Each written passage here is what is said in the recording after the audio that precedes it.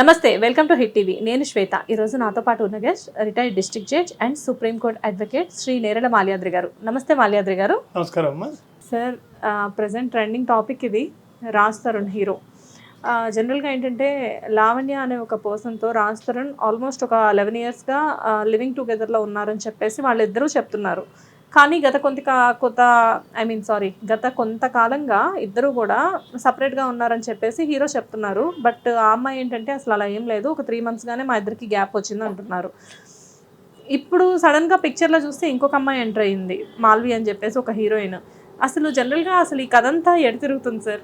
Celebrities వాళ్ళ personal లైఫ్ని వాళ్ళతోనే అంటిపెట్టుకొని హృదయంలో దాచుకొని బతకాల్సిన వాళ్ళు దాన్ని పబ్లిక్ చేసేసుకుంటారు.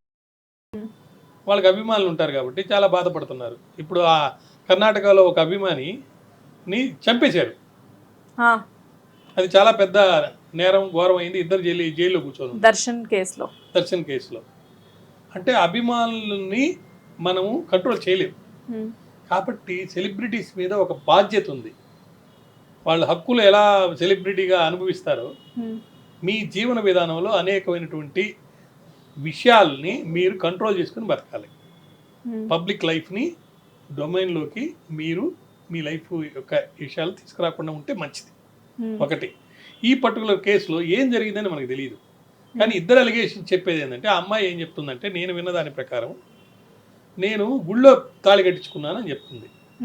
గుళ్ళో తాళి కట్టించుకుంటే అది పెళ్ళి అవుద్దా కాదా అని చట్టపరీక్ష చూస్తే, మామూలుగా హిందూస్ కనుక అయితే వాళ్ళకి పెళ్లి జరగాలంటే సప్తపది అని 7 అడుగులు వేయాలి. సేక్రెడ్ ఫైర్ చుట్టూ తిరుగుతూ 7 అడుగులు వేయాలి. ఇది జరిగితేనే అది పెళ్లి. అది వేదం ప్రకారం జరిగింది.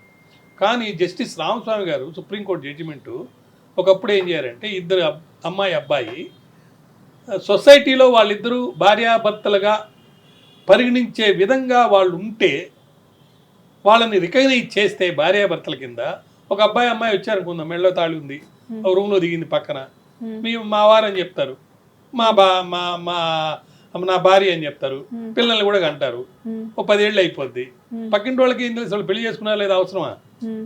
సో వాళ్ళు వీళ్ళిద్దరి యొక్క జీవన విధానం చూసి, వీళ్ళిద్దరు రిలేషన్షిప్ చూసి భార్యాభర్త అనుకున్నారు. అంటే ఒక రికగ్నైజేషన్, సోషల్ స్టేటస్ భార్యాభర్తగా వచ్చేసింది. కాబట్టి పర్సనల్ లాని పక్కన పెట్టి లాలో సప్తపది జరిగిందా లేదా, మామూలుగా జనరల్గా 7 అడుగులు వేసారా లేదా, లేకపోతే సేక్రెడ్ ఫైర్ చుట్టూ తిరిగారా లేదా అనేది ఇంపార్టెంట్.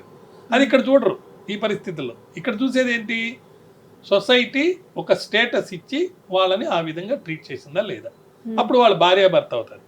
వీళ్ళిద్దరు చెప్పే మాటలను బట్టి మనకు అర్థమైంది ఏంటంటే, చాలా కాలంగా ఇద్దరు లివింగ్ రిలేషన్షిప్లో ఉన్నారు కాబట్టి దాన్ని ఒక భార్యాభర్తల రిలేషన్షిప్గా చట్టానికి సంబంధించి మనం అనుకోవచ్చు. ఇకపోతే ఈయన కొన్ని అలిగేషన్ చేస్తున్నాడు, అమ్మాయి డ్రగ్ అడిక్ట్ అని, లేదా ఇంకేదో నేరాలు చేసి, లేదా ఏదో సంబంధాలు ఆల్రెడీ అమ్మాయికి ఇంకొక తనతో రిలేషన్, ఏదైనా కానీ డ్రగ్ అడిక్ట్ అనగానే ఈడీ ఎంటర్ కావాలి, ప్రొహిబిషన్ అండ్ ఎక్సైజ్ శాఖ వాళ్ళు ఎంటర్ అయ్యి డ్రగ్స్ నిజంగా వాడిందా లేదా, వాడితే ఏ తీరు ఎవరి ద్వారా వాడింది, దానికి డబ్బులు ఎక్కడి నుంచి వచ్చినాయి, ఎవరు సప్లై చేస్తున్నారు, ఎందుకు ఇప్పుడు దాకా వాళ్ళ మీద చట్టపరమైన చర్యలు ఎందుకు తీసుకోలేకపోయారో నాకు అర్థం కాలేదు. అంటే అమ్మాయి ఆల్రెడీ 3 months జైలుకి వెళ్ళొచ్చింది కదా సార్. సో అది వేరే విషయం, జైలుకి వెళ్ళిందా లేదా అనేది అది వేరే విషయం. కానీ సప్లైర్ని పట్టుకున్నారా, డబ్బులు ఎవరు వాడారు, ఎవరి డబ్బులు ఆమె యూజ్ చేసుకోగలిగింది, అది సరైన సక్రమమైన సంపాదన కాదా, ఇవన్నీ కూడా కావాలి. డ్రగ్స్ అంటే అది ఈజీ కాదు కదా.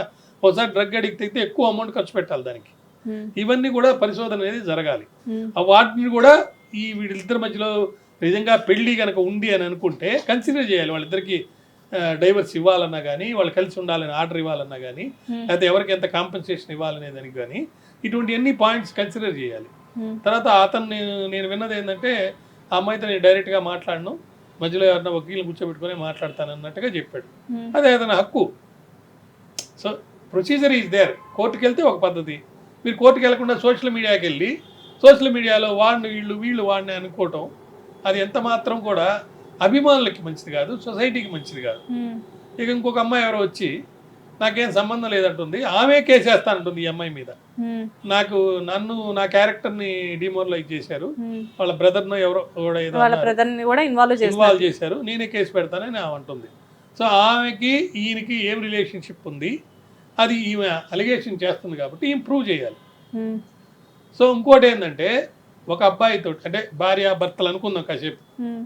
సో అమ్మాయి వేరే వాళ్ళతో సంబంధం పెట్టుకున్నా, ఈయన వేరే వాళ్ళతో సంబంధం పెట్టుకున్నా, వీళ్ళిద్దరూ సపరేట్గా కనుక వేరుగా ఉన్నా కూడా నేరంగా ట్రీట్ చేసి చర్యలు తీసుకునేదానికి ప్రస్తుతం 497 లేదు కాబట్టి అవకాశం లేదు.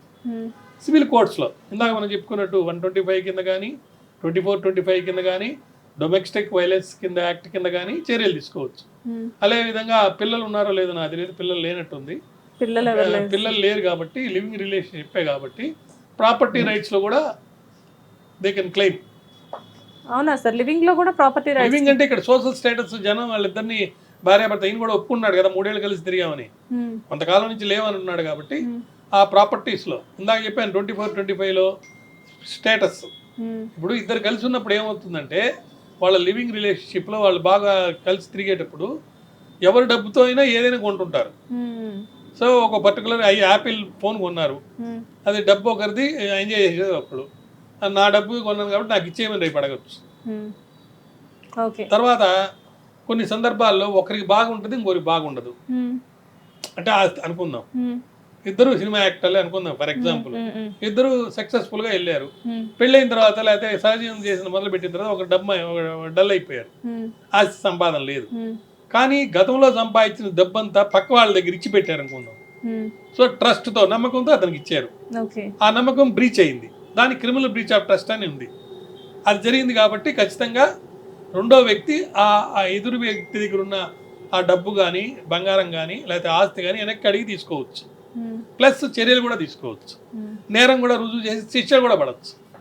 సో ఇలాంటి రిలేషన్షిప్ ఉంది. ఇప్పుడు ఏది ఏమైనా కోర్టులో వాళ్ళు తేల్చుకోవాలి, కానీ ఇట్లా మీడియా ద్వారా ఈ ఒక్క ఇష్యూలో ఇది చేస్తే భారతీయ సంస్కృతి లేకపోతే జీవన విధానానికి ఇది ఒక గొడ్డలి పోటు.